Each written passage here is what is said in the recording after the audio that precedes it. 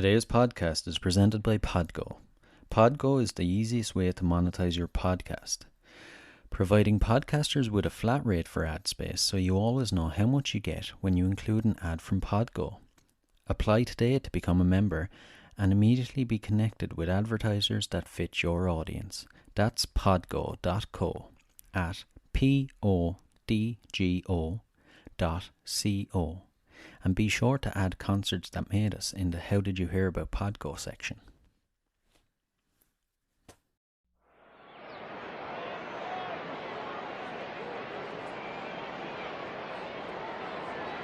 Is everybody in? Is everybody in? The show is about to begin.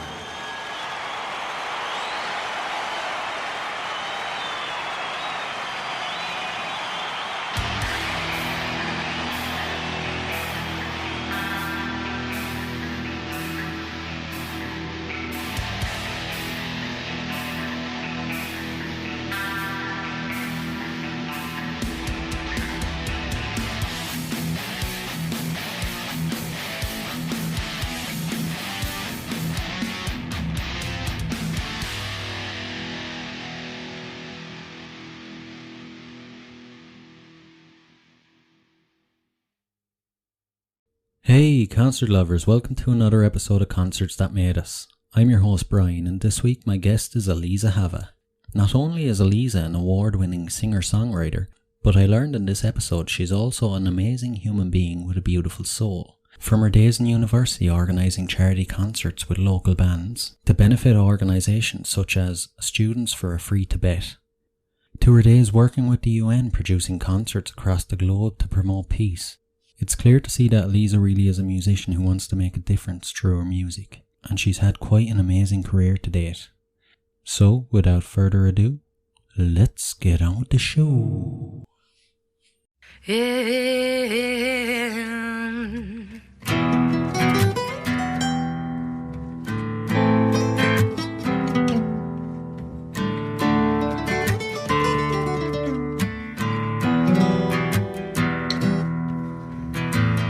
My body was thirsty. I went looking for water.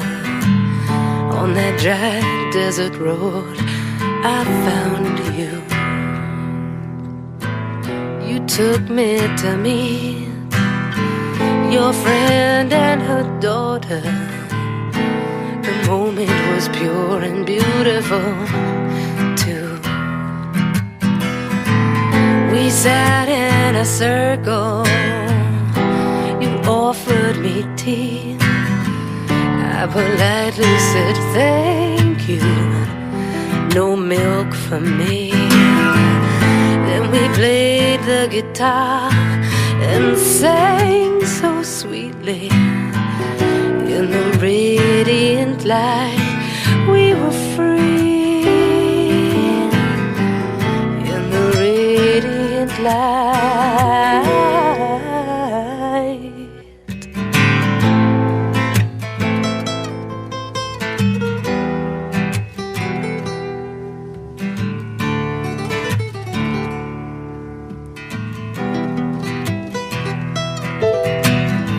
Was it all just a daydream? I asked in my mind as I sat on the airplane, leaving illusions behind me. In my hand was your number. I just couldn't believe they were all my lucky numbers. 318 333. You're inside my heart, brighter than the sun, even in the night. Will there come a day when we will be one in the radiant light? Yeah.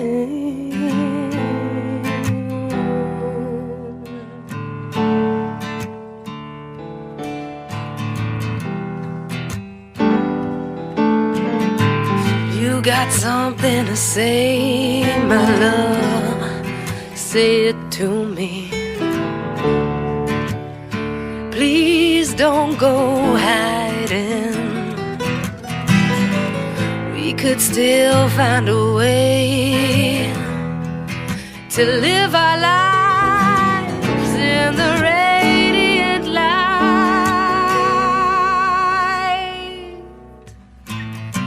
You're inside my heart, brighter than the sun, even in the night. Will there come a day when we will be one in the radiant light?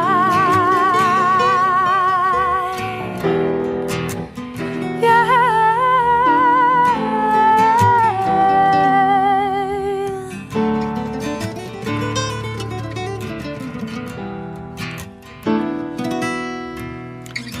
My body was thirsty.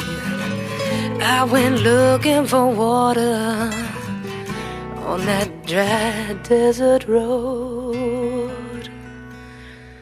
I found you.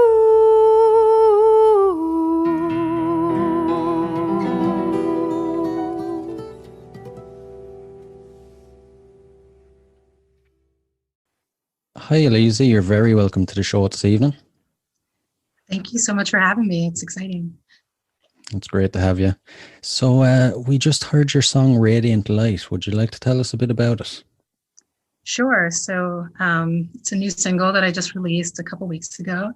And it's a song about an adventure that I was on in the Middle East. I was actually at a music festival, and I was there by myself because a friend of mine who I was supposed to go with had gotten ill. So it was either don't go or go alone. So I figured I'd just, do my thing. And it was kind of a lonely experience. I was new to that region. I didn't really know anybody. And it's just kind of a little awkward being surrounded by people and not knowing anybody. Yeah, I can imagine. Yeah, totally. So I was just walking along and I was going to get some water, actually. And I struck up a conversation with this person who was also getting water, and we started talking, and he invited me to come and hang out with him and his friends. And what ended up happening is really the story of the song and the friendship that came out of that. It's funny, sometimes we meet someone and there's a connection and maybe there's an attraction, but it doesn't always, turn into what you think it might be, sometimes. Yeah. Especially, when there's, when you're just kind of like hanging out, it's not always clear, like what's happening and, in the dynamic. But what happened with this particular person, we ended up becoming really, really good friends. And over the years, he introduced me to people who, some of them became lifelong friends. And he's been a part of my life ever since then. And actually was partially responsible for my husband and I getting together. So it all worked out in this magical way. And, he's heard the song, and I don't know, I think he's kind of flattered by it. But at the end of the day, it's a really good friendship that just turned into a lot of cool experiences and wonderful friends, Yeah. So. Sounds like a pretty brave decision to go all that way on your own, but it really paid off in the end. Yeah, sometimes it's hard to follow your heart and follow your instincts because there are all these voices that are saying like, oh, that's not safe, or don't do that, or this doesn't make any sense. But there's like something else that's pulling you that's like bigger than you in a way. And so I just made a commitment to listen to that as much as I could. Well, it's some pretty great life advice straight off the bat anyway. So I know you've traveled extensively with your career and you worked with the UN. How did that come about? Well, right out of college, I was working with a friend of mine who, she and I were both student activists. We were both very involved and engaged in our community in upstate New York in a town called New Paltz. That's where I went to college. Yeah, and I was very involved with the music community, and I would put on concerts to help raise money for different causes and awareness for different issues. Like, did a benefit to raise money for the local environmental organization and to raise money for an organization that was very active in ending the occupation of Tibet. Students for Free Tibet was the Yeah. organization. So yeah, I was just very engaged and very, I had this natural inclination to like bring people together through music, raise money for things that I thought were important causes, and just rally people around these causes. And my friend, who I was just mentioning, she ended up becoming a member of the Young General Assembly at the UN, which is it's a volunteer committee where young people's voices are activated and heard by people in the higher echelons of the UN. And so she actually invited me to sing at an event that she was hosting. And while all that was happening, she actually asked me if I could help to coordinate and help produce. And, so I generally wear a lot of hats. So whether it's producing or performing or writing or, promoting, she kind of tapped me to help her with that. So that's what led to me getting involved with the UN. And that was a part of my life for probably about 6 or 7 years, actually. Oh, sounds like a great experience, and it must be so fulfilling to know that you're actually making a difference with your music, and you're trying to make people's lives better. I that's my hope and my wish. I don't want to be unrealistic or lofty or think that, the work that I did really made a huge difference. Sometimes I think it didn't make enough. I don't know. I tend to kind of be hard on myself and think like, oh man, if only I had been able to do this, But reality is that even if one person's life gets touched or improved emotionally, that's a big deal, because I think people struggle so much in this world, and it can really be a great medicine. Yeah.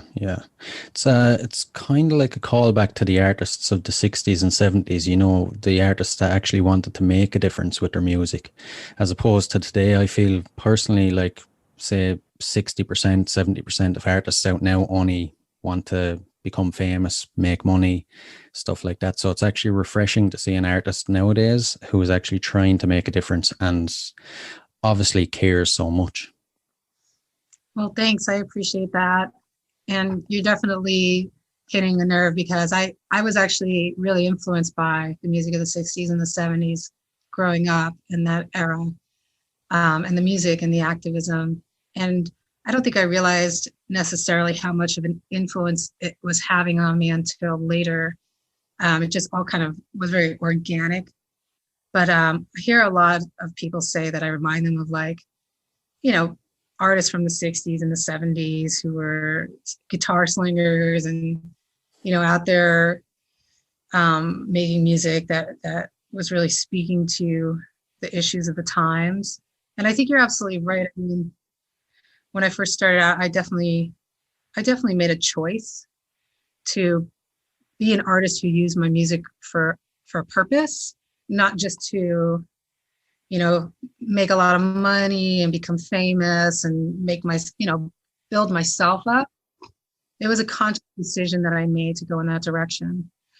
And, the music industry has changed so much in the last 10 years. I think that, social media and things like that, it's interesting, the whole way that music gets disseminated now. So yeah, people get nervous to stand up for something, because you could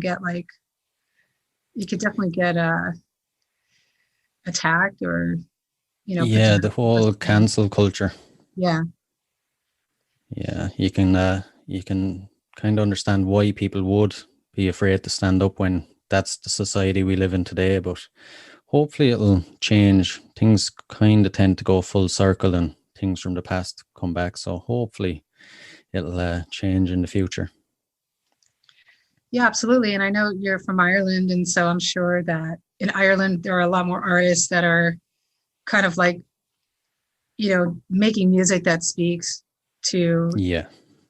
that. I think that's part of why I actually love Irish culture. And I've been to Ireland, and I felt very fascinated, and just a very powerful connection. I sat in some sessions and met a lot of great musicians like John Spillane, and then just really epic trip. And so I have a lot of respect for the Irish people, and especially Irish musicians. We are a great bunch, all right, and we're pretty special when it comes to music. I think there is a lot of even grassroots musicians, and I'd say a lot of the Irish songs, they tell great stories. It's either about a lost love or about fighting in a war. But there are some great Irish songs out there across all genres. So you mentioned you were inspired by the music of the 60s and 70s. So what would your earliest musical memory be? Well, my earliest musical memory is, God, it's probably going back to like, I don't even know, when I was 3 or 4. I don't know if those are the Sesame Street. No. Okay, I have a funny story. This is like the first time I ever performed on stage. So before I got into the music of the 60s and 70s, I was definitely into just like pop culture, what was on the radio, and MTV and stuff like that. So I was really into Bon Jovi, and I grew up in New Jersey, so I was like extra into Bon Jovi. And there was the song "Living on a Prayer" that I'm sure you've heard of. It's a classic hit. Yeah. Yeah, it is. And so, yeah, it was really a great song. And so I was really young. I was probably 7 years old, and I was at a camp, and we were putting on a performance for our whole all the families and all the camper parents and everything like that. And our counselor had asked, like, what would you like to do for your performance? And nobody in the group had an idea except me. Everybody's like, I don't know. I was like, I have an idea. Why don't we sing "Living on a Prayer"? Right. And the camp counselor thought it was a great idea. She loved the song. And all the other kids were like, okay, I don't know, whatever. So she asked me if I would like lead the charge, since nobody else had an idea. And since we were going to do that, she's like, what's your vision? So, I mean, I didn't really have a vision, but I basically like taught the song to the kids, and then came up with this brilliant idea that I would sing the guitar solo while playing air guitar. Right. real brilliant. So anyway, what ended up happening, we did the song. My turn came out to play air guitar. I stepped to the front of stage. I did like a full on like rock and roll, singing it at the top of my lungs. And I just looked out at the audience, and they just all looked at me like I was batshit crazy. I think I was having more fun than anybody else, but it was just kind of like, know your audience. I definitely didn't know my audience. And, and then when I cued the band, the 6 and 7 year olds to come back in, they totally missed their cue and forgot the words. So it was an epic fail. But I did get to tell Desmond Child that story once at an ASCAP expo. Oh, he just kind of what did he? He's the one who wrote that song with Bon Jovi, and he just kind of looked at me and just looked at me. He kind of nodded, and it was one of those moments again where I was like, "Yeah, know your audience." Yeah. Oh. So, which concert was your first one? Your first concert experience?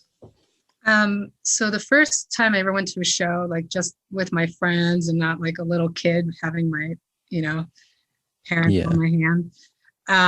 I was 12. I went to Lollapalooza. Right. With my other friend, Nika, and Pearl Jam was headlining and Red Hot Chili Peppers were headlining. Oh man. And it was killer. I mean, it was in Waterloo, New Jersey. We were just having a grand old time, walking around, just like having a great time. And then at one point, Eddie Vedder, at this time, he was like still not like massively famous. You know, Pearl Jam was just coming up. So he was doing a walkthrough of the crowd, just trying to blend in and catch the vibes. And my friend spotted him. She went up to him and she was like, I remember this like photographic memory. She was like, oh my God, Eddie, I love you. He was like, oh, thanks so much. Yeah, it was really cool. And then later that night, Chili Peppers played and we were trying to get as close to the front as possible. But we didn't know that it was going to turn into a mosh pit. And people were just like totally raging and just banging into each other. And I got hit really hard because I wasn't expecting it. You know, we're just like, let's do the front. Anyway, so I was getting like mauled in the mosh pit. And then there's this security guard standing behind the barrier right in front of the stage. You know, there's like that 5-6 foot space where security stands. And so he saw me and he's like, do you need help? I'm like, yeah. So he like reached over the barrier and literally lifted me up by like under my arms, like pulled me over. And then next thing I know, I'm standing like literally like backstage right next to the stage. And I'm looking up and there's Anthony Kiedis and Flea. And I'm like, whoa, this is awesome. I'm just going to hang out here. Yeah, that lasted about 30 seconds. He's like, get out of here, move along. You can't stay here. But it was really kind of cool. Be backstage for a second, you know? Yeah, exactly. Especially with them two bands. Oh yeah. It's amazing. It'd be a dream now to get backstage with that while the two of them are playing. Yeah. It sounds like a pretty great concert to have as your first concert experience, really introducing you to great music. Yeah, I think that's really where my love of rock and roll started. Yeah. If you had to pick a song then to dedicate to the memory of your first concert, which would it be? Well, you know, Alive is a great song by Pearl Jam. And he just put so much passion into it. And I think that he, you know, the whole band is just killer musicians. So yeah, I mean, Alive. And then of course, you know, I think Chili Peppers Give It Away was like their number one hit at that time. So that's the one that sticks in my memory. You know, they were touring Blood Sugar Sex Magic. So I would say, cool. But Alive, I think was the big one that I connected to. Yeah. That'd be one of my favorite Pearl Jam songs now as well. It's just his vocals on it, and you can really tell the passion in his voice. And as you said, the whole band just come together perfectly. Yeah. On that record, it's out of this world. Totally.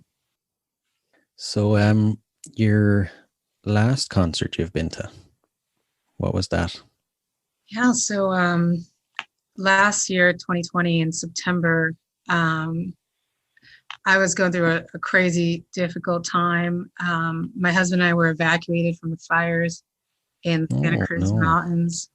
And I was, a couple of years before that, I got exposure to smoke from the fires in Napa. And I got very ill.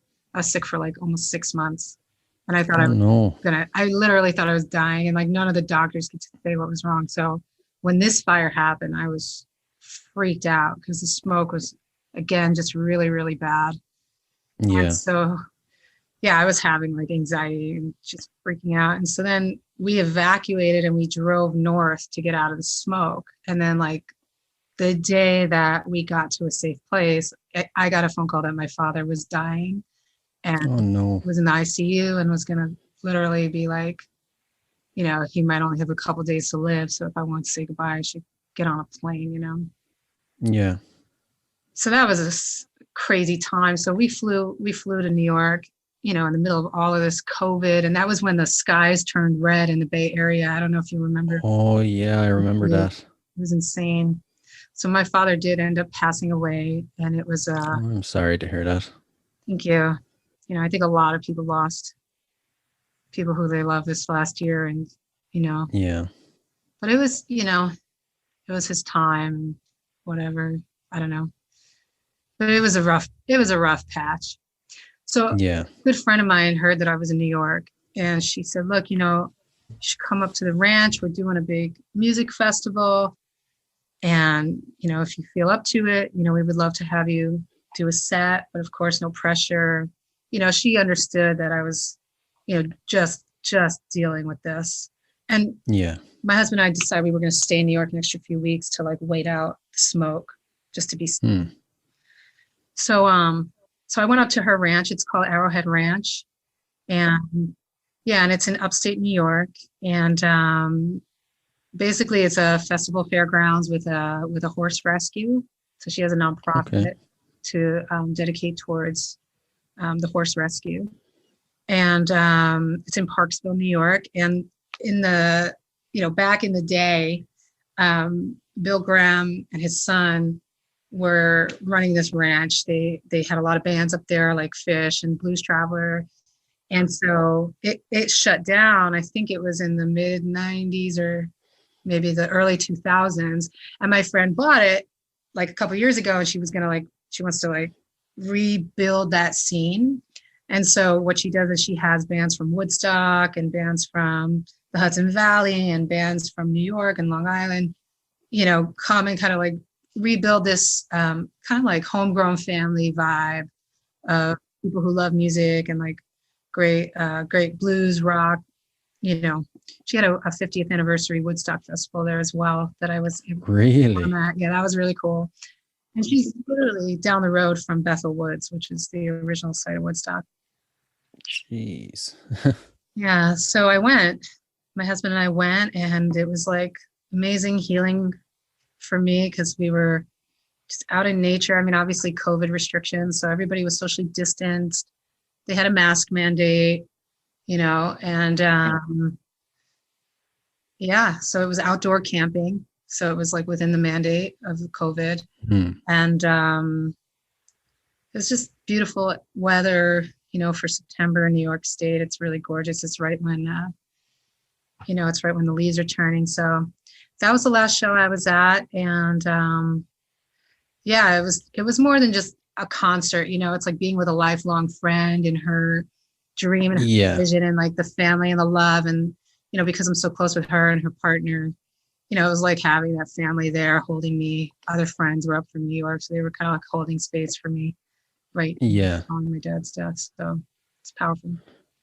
It's pretty great that it happened around the same time. You know, it's like the universe knew what you needed and made it all come together, just to help you get through it. Thank God, I believe that. Yeah. Yeah, it's a great story, and then to be in such a historic place musically as well.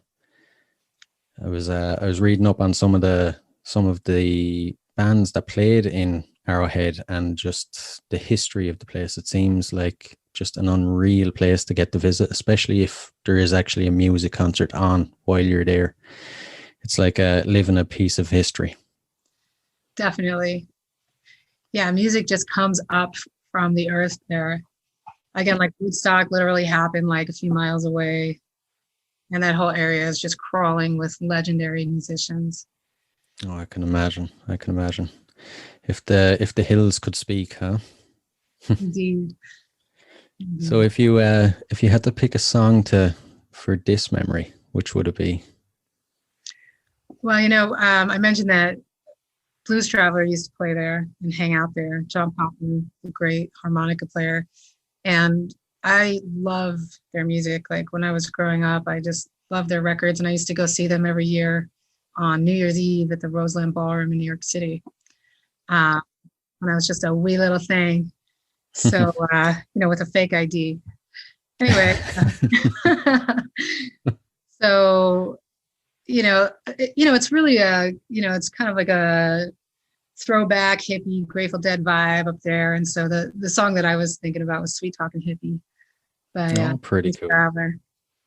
It's a great song. I really like it myself. I love the vibe of it. It's got a lot of soul, a lot of funk, a lot of blues. It's all music that just moves my heart. So Yeah, you can really feel it. So we'll move on to your worst concert experience now. all right. Worst concert ever. I mean, it got better, but waiting around for Axl Rose to come out during a Guns N' Roses show, definitely. I mean, I think he built up a reputation for just making people hate him. Like, God bless him and everything. But I just, I think I waited with my friends like 2, maybe 3 hours for this show to start, just because Axel was like throwing a temper tantrum backstage. And so, we were at Madison Square Garden in New Jersey, kind of had like nosebleed seats, maybe like mid-tier, like that. So, we're kind of just squished into these little seats and there's nowhere to go. And we weren't 21, so we couldn't drink, which always makes the time go by faster if you're at a show. You just kind of, we were kids, we were like adolescent teenagers, so like couldn't really sit at a bar or anything. But I mean, it got better. That was when they toured with Metallica. And Metallica was great. And then, Metallica was on tour with Guns N' Roses. And I think Faith No More was part of that tour too. Oh man, that would have been amazing to see now. Yeah. So, but, go on. I was just saying, but it was just that part with Guns N' Roses where like, great band, amazing players, but sometimes when the ego kind of gets in the way, it prevents you from really connecting with your audience. So it's a lesson for all. Yeah. It seems like he purposely went out of his way to get that reputation. It's I feel like I was supposed to go see Guns N' Roses last year, but obviously it was cancelled. But even now, even though he's older, mature, I was kind of thinking, prepare for the worst. You could be waiting. He might be even called off while you're standing there waiting for him to come on. I think he's a bit of a diva. Yeah, I think that's a good way of putting it. But a friend of mine actually seen them the last time they were in Ireland, and I think it was 2016 or 17. But they said that you'd want to go just for to reminisce about the good days of Guns N' Roses. Don't have your expectations too high, because he doesn't really sound as good as he used to back in the 80s and 90s. Yeah, well, I guess that happens. Not every musician, keeps up on their vocal technique, Yeah. But, I mean, I have a lot of respect for the artists that toured for like decades and decades and decades and just like always on the road and just always sounding amazing. I think part of it too is like you have to stay in it. Like if you take long breaks, it's hard to get back to that original energy.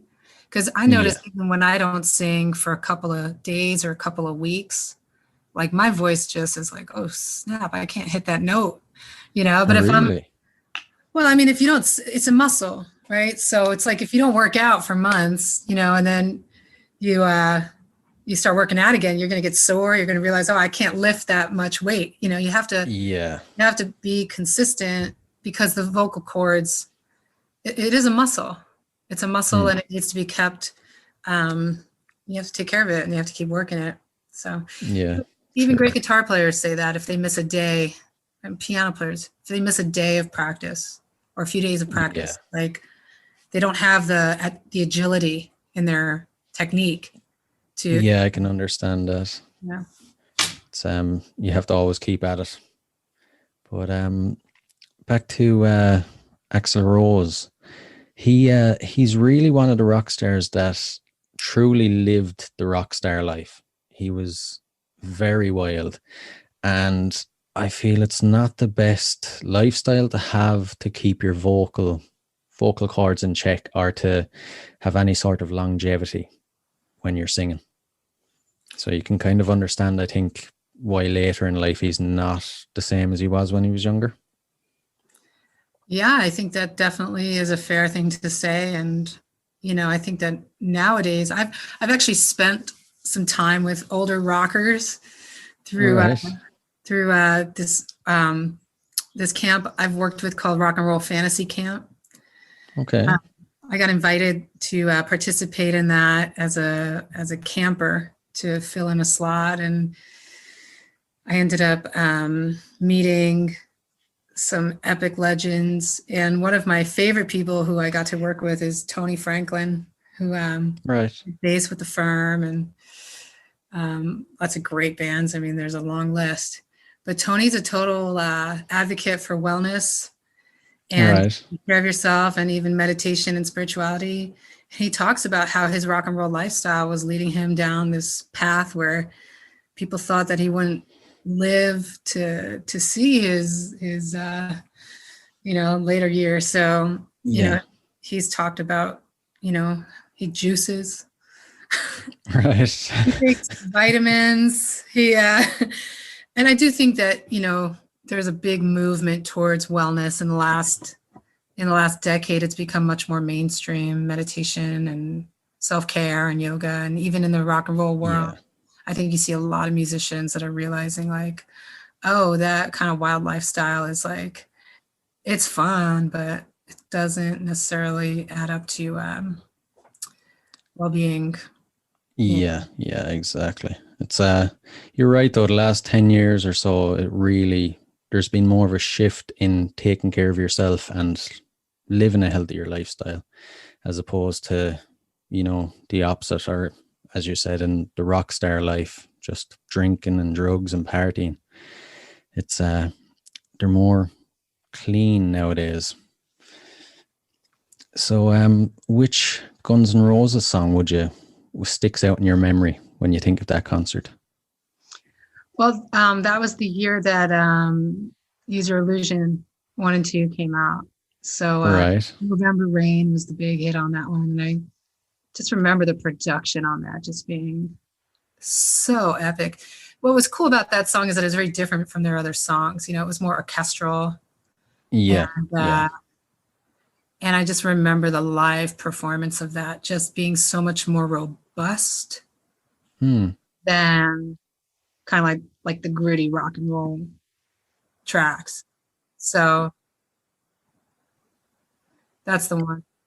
It's a great song. It's one of their best, and it's nice to hear them without all the fuzz and all the heavy rock. It's like a breath of fresh air when you hear them sing that. And there's obviously more heart in that than, say, Welcome to the Jungle, or not so much Sweet Child of Mine, because there's a lot of passion in that song as well.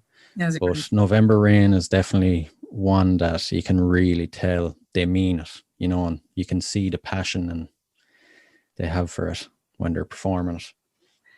Yeah, and I just think it's so interesting how they went for a more symphonic vibe on that. I think maybe they were trying to push themselves out of their typical kind of sound, or out of the comfort zone. Yeah, that's what made it cool, I think. Yeah, like I'd say if you actually took, say, Welcome to the Jungle and November Rain, took the vocals out of it and just played the music to someone, I don't think they'd be able to tell it's the same band. You wouldn't expect it almost. It might sound similar, but it's almost like two different styles. Yeah, absolutely. Absolutely. And definitely what those albums were, how many years apart? I mean, I think Appetite came out in the late 80s or something, maybe the mid 80s. Yeah. And then, I'd say it was around 86 or 87, was it? Yeah, so those albums came out probably 5 or 6 years apart, maybe more. I'm not sure. There was a lot of growth in between. Yeah. So this brings us to your best concert. Best concert. Goodness. Who was the best concert? Oh, yeah. Jazz Fest. Right. Really Jazz Fest. I'm sure you've heard of Jazz Fest. Happens every year in New Orleans. Yeah. And what's so cool about it is that it's not just jazz, but it's really every genre, a lot of world music. What what Yeah. what happened in my case is like I wasn't planning on being there. I was brought to New Orleans for actually I've been busted for saying New Orleans. I was brought down in New Orleans. I had to work on that. All the locals were like, "No, no, try that again." Um, I was brought down there for a benefit concert that I performed at with a bunch of wonderful local artists like Tab Benoit and Anders Osborne and Chief Monk Boudreau. There was a concert to raise money for people who were affected by the BP oil spill. Right. And Right. I had released a song about the earth at that time, and my friend who's a promoter hooked me up with that show. And so I went down there, first time I was ever there, and I ended up meeting a bunch of people who encouraged me to stick around for Jazz Fest, which was happening the following week. And so I did. I stuck around, and I ended up having the time of my life. I mean, there is music everywhere, pouring out of every venue. I mean, aside from the concert that happens on the main festival where there's like, a dozen different stages and, the fairgrounds, and that's going 2 weekends, all day. Then in the middle of the week, you've got concerts every night of legends, and they're happening in these smaller venues, and even the bigger venue. I saw Moody Blues at the big stadium, but you have all these just wonderful people coming from all over the world. Trombone Shorty obviously is local to New Orleans, and the Nevilles and Dr. John, and that was before he passed away. And yeah, so it was legendary. I mean, it was just I never experienced anything like it because I'd never been to New Orleans, and this was post Katrina, so it was definitely a new era in New Orleans. And I met so many great people I'm still friends with today. I met great musicians, and yeah, I've been back to New Orleans several times since then, and I definitely feel on some level like I could live there because it feels so kind of natural as a music city to be a musician there.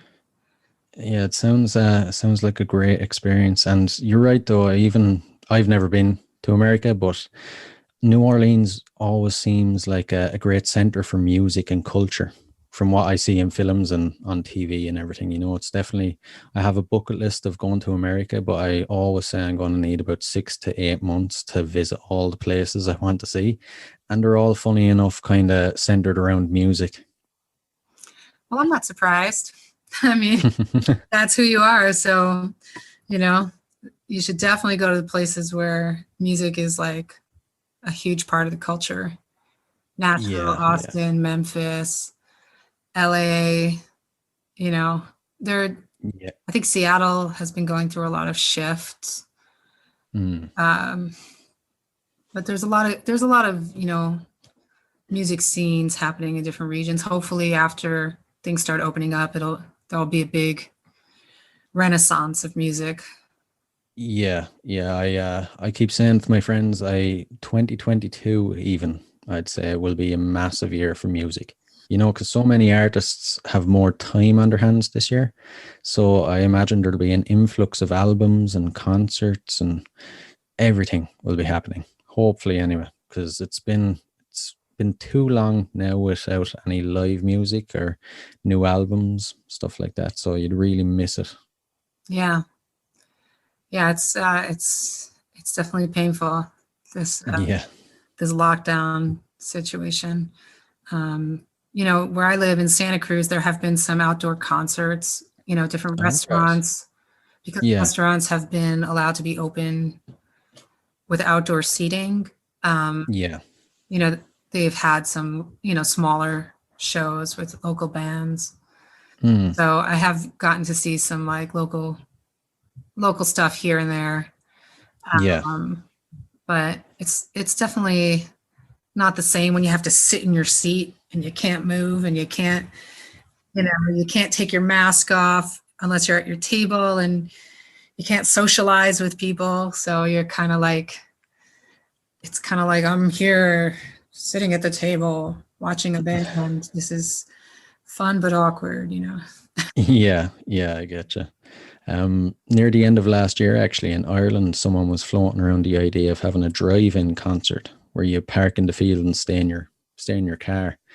But it'd want to be a massive field to get the amount of people that need to be at it. But also, I don't think it'd be the same energy, the same atmosphere.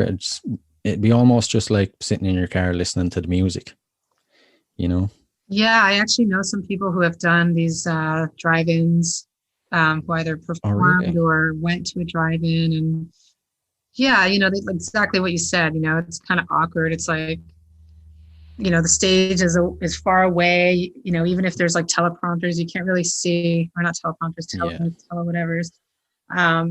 It's, you're kind of picking up the sound through your radio, but then if the frequency's not completely dialed in, it's kind of meh. And then again, like people go to shows and people like to drink, and like the whole idea of drinking in your car is crazy. So, yeah, it just seems wrong almost. Yeah. Yeah. So it is what it is. I think that people have to come up with new ideas for helping to bring back live music. Hopefully a lot of these venues will be able to weather the storm and make it,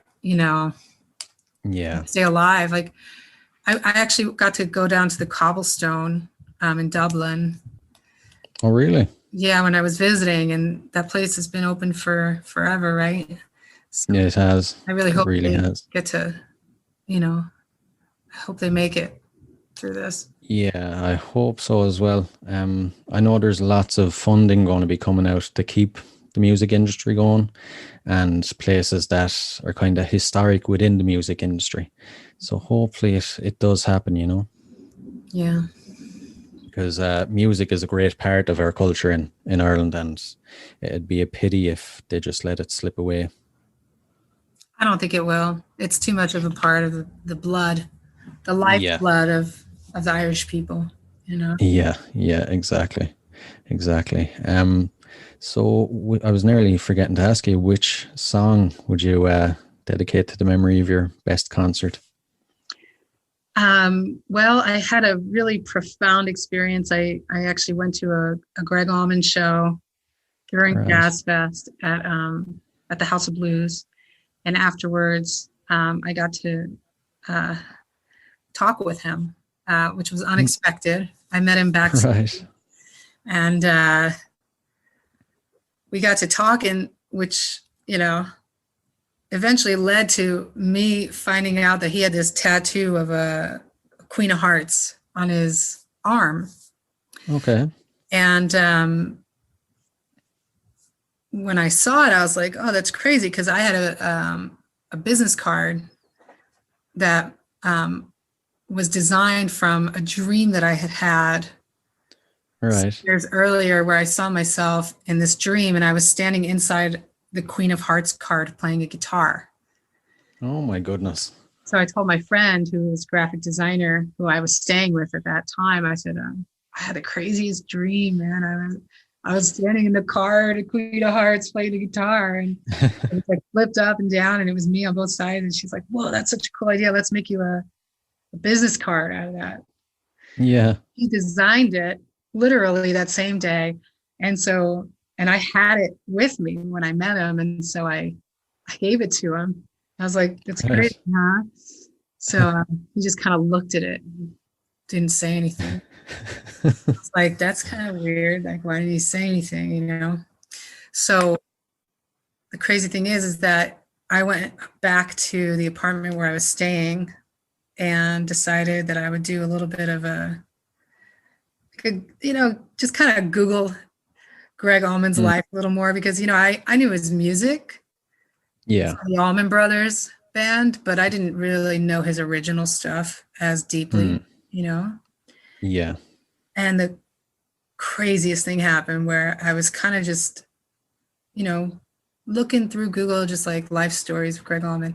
And then I I didn't even click anything, I didn't even hit the link, but this link opened up Right. out of nowhere. I didn't even see this link. It's just this article popped up, and it was an interview where, kind of in this like offbeat music blog, where this guy was interviewing Greg Allman about the day that he decided to start his own solo project from the Allman Brothers and go off and do a solo record. And it was all because of this song that he tried to get the band to play called The Queen of Hearts that he had written. Oh.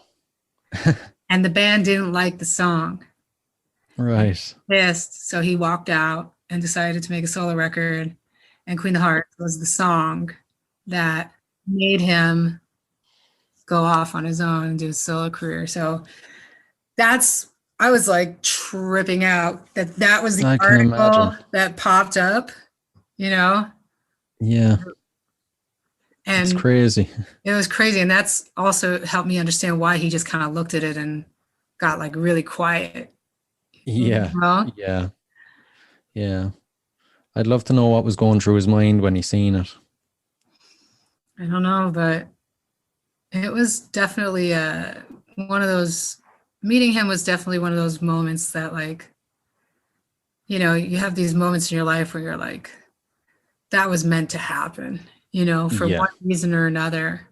I even had a feeling before I walked into the venue that night that I was going to meet somebody. I had this I get intuition sometimes, and this little voice said to me, you're going to meet a very important man tonight. It was just this feeling I had. I didn't know who it was. I was just like, okay, whatever. Same thing happened though when I met my husband. I had this little voice tell me, you're going to meet. Really? Yeah. So I get these intuitions, and that night, I think on some level it was meant to be. So very interesting. I have no idea, what it meant to him, but to me, it was just like kind of a profound rock and roll moment that I'll never forget. So it's an odd one, but it's a great memory to have. And what was he like? Was he kind of, I know he was probably in his older years, but was he still the cool rocker, or was he more chilled out by then?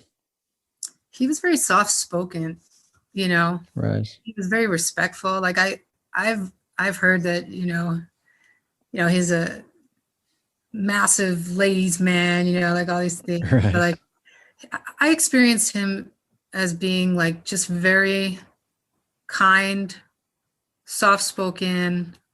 He talked to me about his family, actually. Told me about his dog. Kind of crazy, that I got to have like a real conversation with him, not just I don't know why it happened that way, but it did. But yeah, soft spoken. And I think he had also just had his liver surgery not too long before that.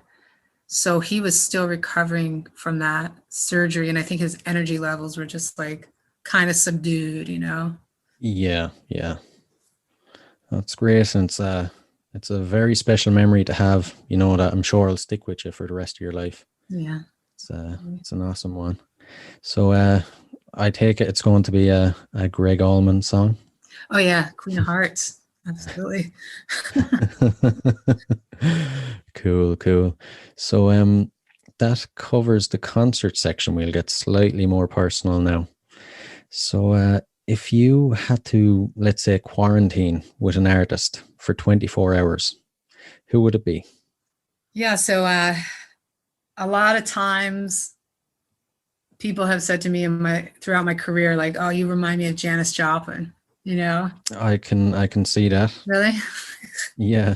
So like, I don't scream like her, but like in terms of just being raw and emotional and kind of laying it all out there, like I definitely have that inclination, to just kind of put it all out there in my songs and wear my heart on my sleeve. And so, I think that she and I also had a very similar upbringing. She got bullied a lot. And I think that she suffered a lot from that, from not being very quote unquote popular in her hometown or whatever. And you know, I think that she and I could talk about some heavy shit. and we could commiserate, and we'd end up being like soul sisters. So yeah, definitely Janis Joplin. It'd be a great 24 hours. Would you ask her to write a song with you or something? You'd have to write. You know what? I didn't even think of that. To write a song with Janis Joplin, holy smokes. Yeah, I mean, 24 hours if we didn't sleep. Yeah. Sure. Yeah. Oh my God, to sing with her or play something with her. Yeah, that would be epic. It really would. I think if it was me and it was a rock star like that, I think I'd have to, the next day I'd be like, right, that's it. I'm packing up. Nothing can top that. I'm done. You know, if Janis Joplin came down from on high and we got to hang out for a day, yeah, I think I'd be like, that's it, I'm done, you know. Yeah. You probably have a lot of life lessons to share, you know. Yeah, I'm sure she would. But I'll phrase the question in a different way then. If you could perform one of her songs with her, which would it be? Wow. You know, one of my favorite songs by her is Cry Baby, but I've been covering Me and Bobby McGee since I was 16.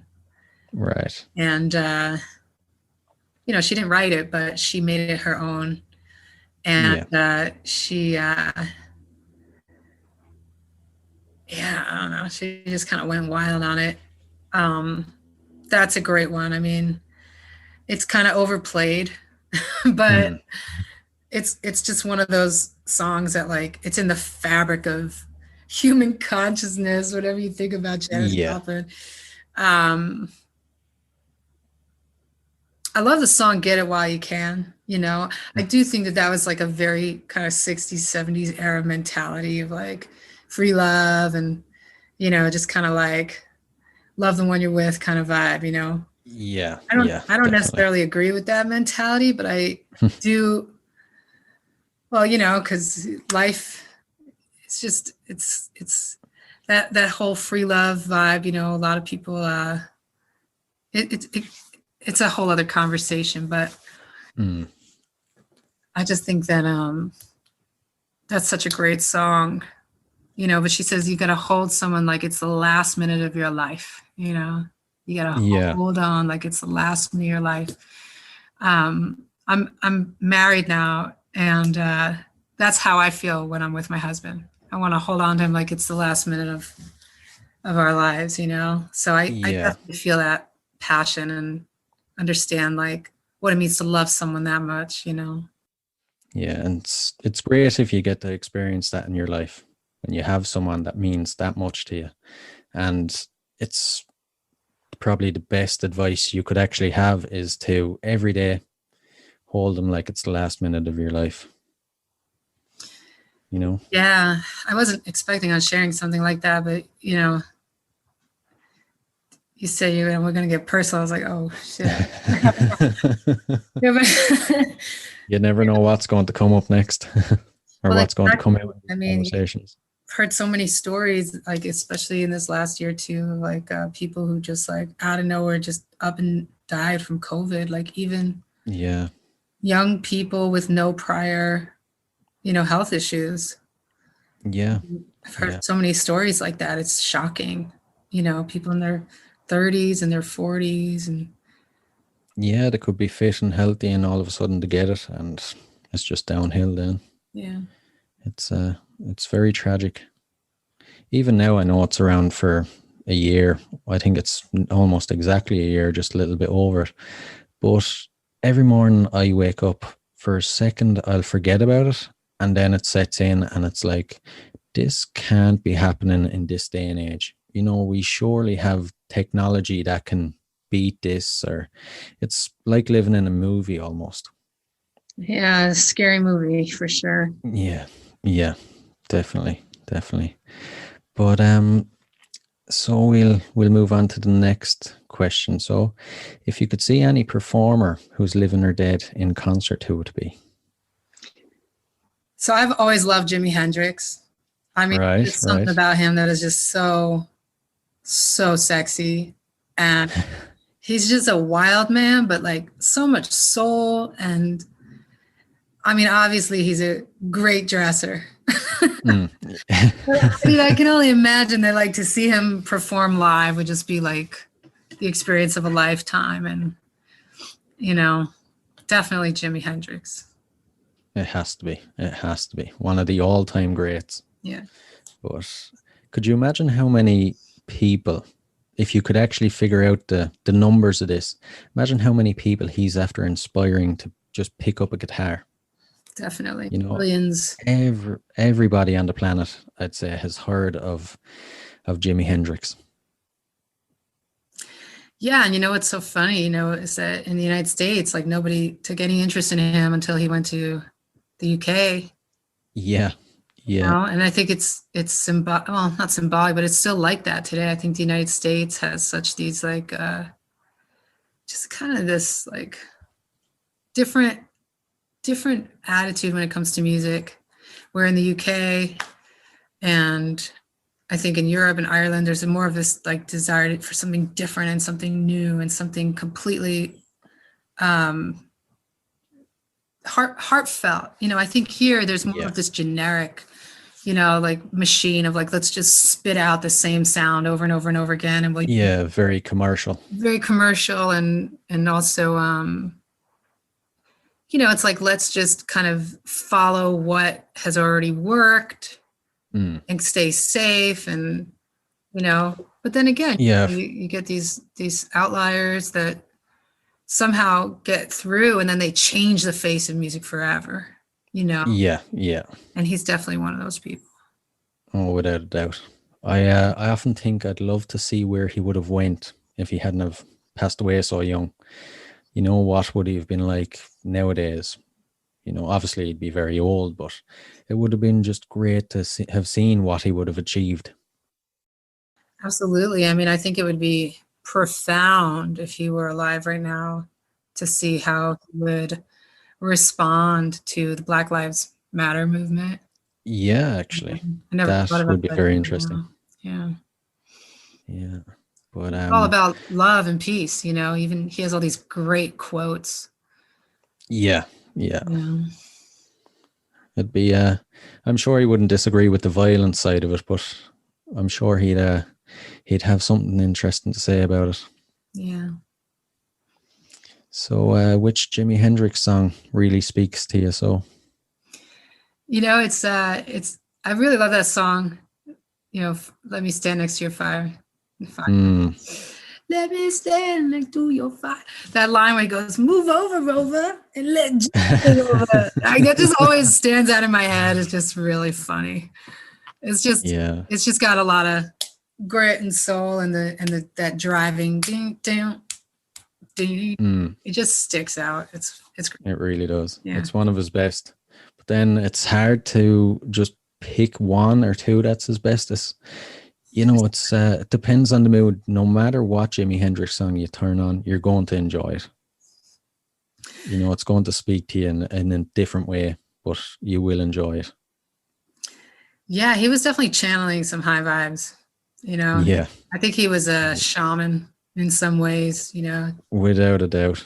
Without a doubt. So if you had to pick a song that isn't one of your own to appear on the soundtrack to your life, which would it be? That's a great question. And, one of the songs that I've covered throughout my career is a song by the Indigo Girls called Love's Recovery. Right. And it's a beautiful melody. And the guitar, it's acoustic guitar. I think the whole song is just acoustic guitar and vocals. And it's such a beautiful song because it talks about somebody searching for love and having kind of wishing and hoping to find that true love, while also having like insecurities, and then finding someone, and then it not being good enough, and then being on that road and trying to find that love, and that was something that I definitely could relate to as a young woman, like just trying to find like my partner, who is my soul. I was like, that story, that fairy tale about like the duckling, the ugly duckling that gets like separated from his mother, and then he goes and he finds all these like animals, and he's like, "Are you my mother?" Yeah. Just trying to find that place of like where you fit in, and like or like just that finding that home. Where's my home? Yeah. So I think I was always trying to find that person that just felt like home, because I felt like that person is out there for me. And I had a really rough childhood, and I was just thinking about this the other day. It's like the things that got me through my childhood were these feelings that like one day I would be grown up, right, be happy, and I would meet like the person who I'm meant to be with, and I would be happy. It was like I had that feeling, and it's what helped me get through some really, really painful times. And so I think that, as a young adult, kind of like going through different relationships, it was kind of like, "Are you my soulmate?" But it wasn't until, I met him that and it was actually right when I'd given up on this idea, and I thought I was like, the whole thing was in my head, and I was like imagining it. Right. Just a big lie, and all that true love stuff was just a bunch of BS. And I literally decided, I was like, what am I doing my whole life? I'm just searching for this lie, like this fairy tale romantic lie, Yeah. And I just decided I was done with that whole story. And then he showed up like a couple days later, literally a couple of days later. Isn't that always the way though? It's like when you stop looking for something, you'll find it. It just comes along as soon as you stop looking for it. People would say that to me, right? And I'd be like, yeah, whatever, But it was like I had to be ready to let it go. It was like I had to be done with the whole story, and be like, what am I doing? This is insane. And then he just showed up. So, we're very well matched. We're a very well matched couple, and we're very happy, thank God. We work hard on our relationship, and it does require a lot of attention, but it's worth it, And so song Love's Recovery, it's just, I think it really just speaks to that journey. Yeah, a lifelong searcher who finally found what she was looking for. Yeah. And it's really a gorgeous song, and Indigo Girls is just a great band, and their music is so deep. Yeah, a lot of their music is deep. Some of it is very poppy and more,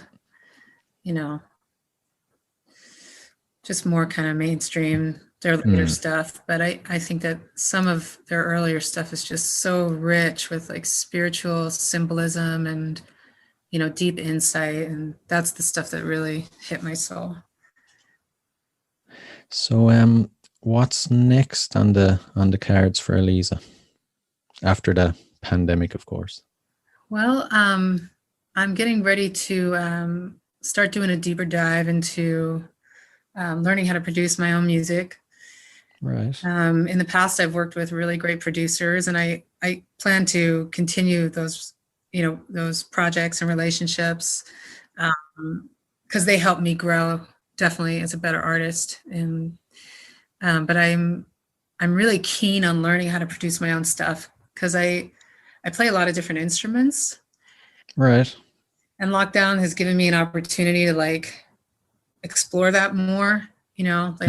I've been playing more bass, and even this year I started playing electric guitar, where I've had an electric guitar for years and I never really got into it. So working more on learning how to record myself, multi-track myself playing piano, guitar, bass, vocals, vocal harmonies, and then also how to play the drums. I have played around on the kit quite a bit, but I've never had my own drum kit. So, obviously it takes practice to become good. And so I'm going to be getting a drum kit sometime in the next few months. And hopefully spitting out some self-produced tracks that I'm playing all the instruments on. Just really as an experiment, like, can I do this? And I know I can, so it's all about just doing it. That sounds pretty great. I can't wait to see what you come out with. Actually, you reminded me of the likes of Paul McCartney. He usually plays all the instruments on his tracks. That's like, I've never heard that. I remind anyone of Paul McCartney, but I'll take it. And I can only inspire. Yeah, no, it's really I would have to say it's a huge blessing to be able to play instruments and to have a natural kind of ability to like hear something and then be able to put it to tonality. And obviously there's a lot of practice that goes into it, and sometimes you can hear something but you can't actually translate it through.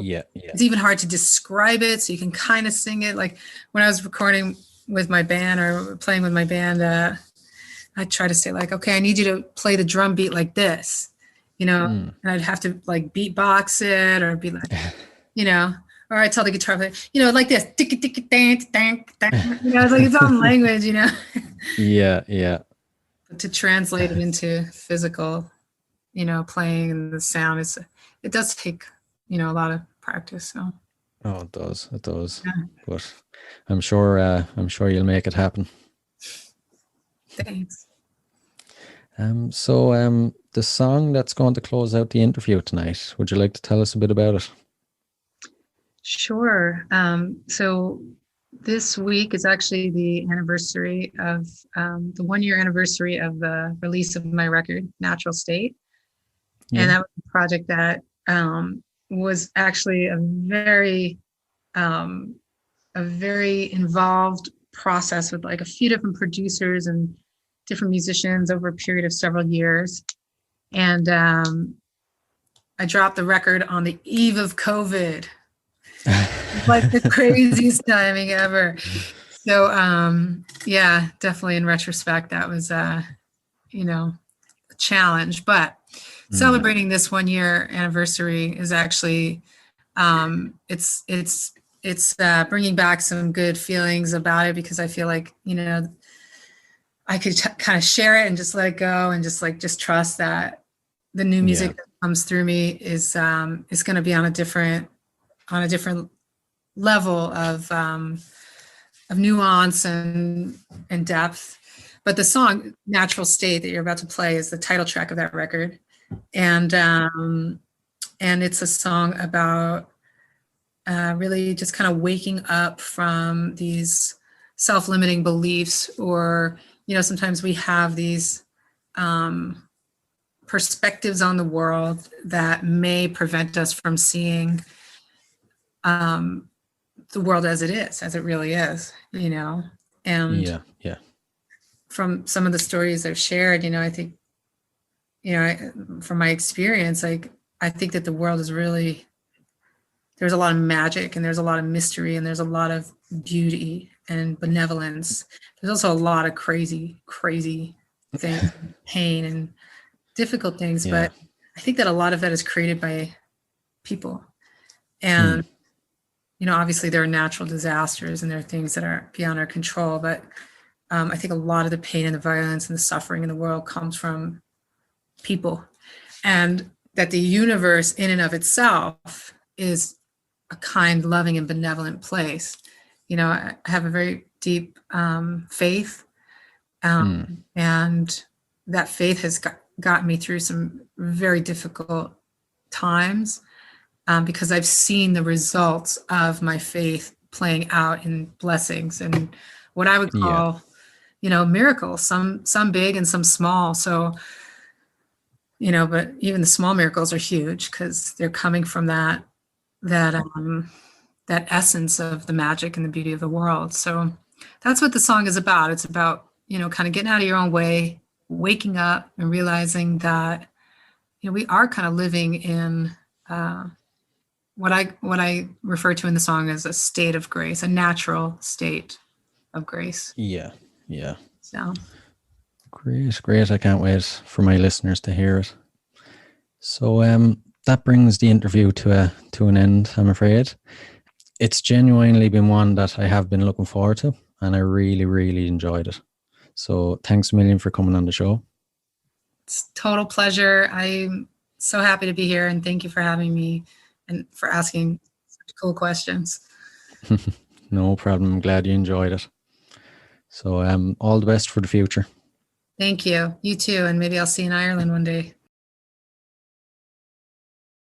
La di da da, la da da, la di da da, la da da, la di da, la di da, la di da da da, la di da da, la da da, la di da da, la da da, la di da, la di da, la di da da. Why do I believe in something that isn't real? Why do I feel caught inside a wheel?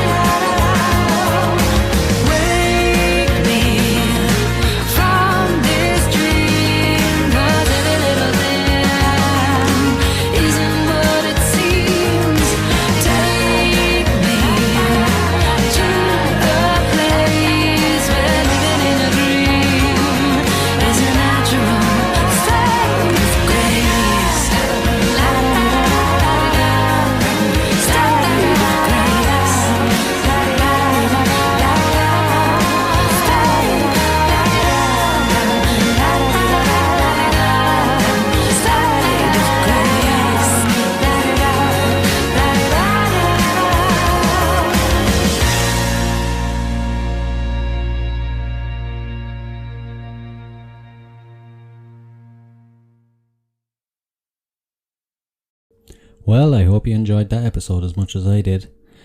I really enjoyed chatting with Eliza. Before I go, I just wanted to give you a couple of updates. So we've joined the website Buy Me a Coffee, and we've launched the official Concerts That Made Us store. So head over there and check out some of the cool merchandise on offer. The links to both are down in the show notes for this episode. And also, I just want to let you know that next week's guest will be the Way podcast. So until then, keep rocking.